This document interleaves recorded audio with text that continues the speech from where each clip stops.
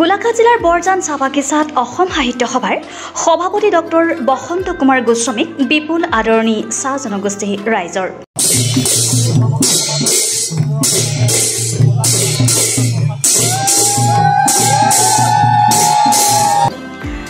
গোলাঘাট চাহ বাগিচা অঞ্চলত প্ৰথমবাৰৰ বাবে পদাৰ্পণ জাতীয় সংগঠন সাহিত্য সভাৰ সভাপতিৰ।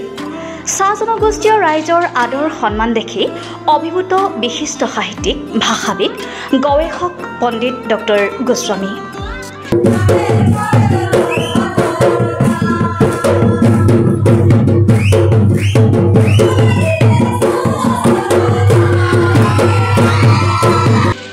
এই উদ্যোগ আছিল সদৌ অসম কৰ্মকাৰ লোহাৰ সমাজ বৰজান আঞ্চলিক সমিতিৰ।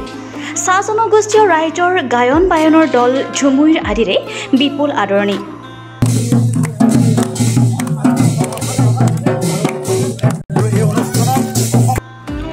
কৰ্মকাৰ লোহাৰ সমাজে বিশাল আয়োজনেৰে অনুষ্ঠিত কৰা জনগোষ্ঠীটোৰ কৃতি ছাত্ৰ ছাত্ৰীৰ অভিনন্দন অনুষ্ঠান আৰু শৈক্ষিক সজাগতা সভাত মুখ্য অতিথি হিচাপে অংশগ্ৰহণ কৰে অসম সাহিত্য সভাৰ সভাপতিয়ে।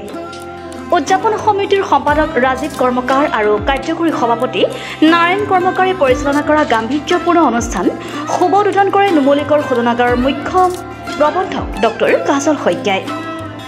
উদযাপন সমিতিৰ সভাপতি ৰূপৰাম কৰ্মকাৰৰ সভাপতিত্বত অনুষ্ঠিত হোৱা সভাত জ্যেষ্ঠ সাংবাদিক অসম সাহিত্য সভাৰ কেন্দ্ৰীয় বিষয়ববীয়া দিগন্ত কুমাৰ ভূঞা, সদৌ অসম ছাত্ৰ সন্থাৰ উপসভাপতি অভিৱৰ্তন গোস্বামী, অসম সাহিত্য সভাৰ প্ৰধান সচিব অশোক সেনাপতি, ধনভৰালী মণিৰাম লাহন, অসম ক্ৰীড়া বৰ্ডৰ উপাধ্যক্ষ আকাশ ফুকন, বিশিষ্ট শিক্ষাবিদ গুণেন্দ্ৰ নাথ বৰা, লোকেন্দ্ৰ নাথ বৰা, পশ্চিম গোলাঘাট শাখা সাহিত্য সভাৰ সম্পাদক স্বাগত বৰা, বিবেক বৰা, ডাক্তৰ অনন্ত বৰুৱা, পবিত্ৰ দুৱৰা আদিয়ে বিশিষ্ট অতিথি হিচাপে অংশগ্ৰহণ কৰে।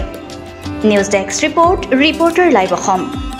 অসম কৰ্মকাৰ আৰু লোহাৰ সমাজৰ যিটো অনুষ্ঠান বৰজান শাখাৰ, এই অনুষ্ঠানটোলৈ আহি প্ৰকৃততে বৰ ভাল লাগিলে।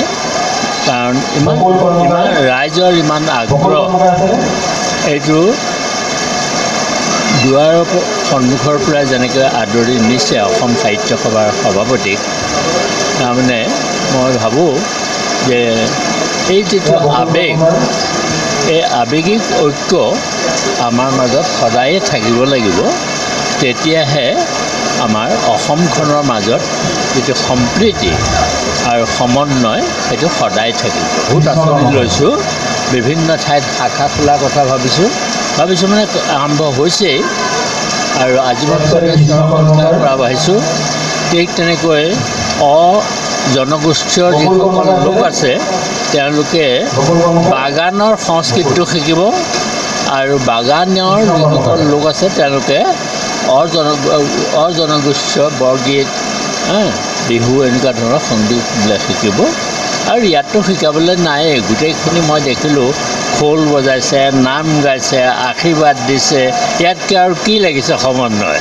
এইটো আমি এক হৈ আছোঁ, সদায় এক হৈ থাকিম।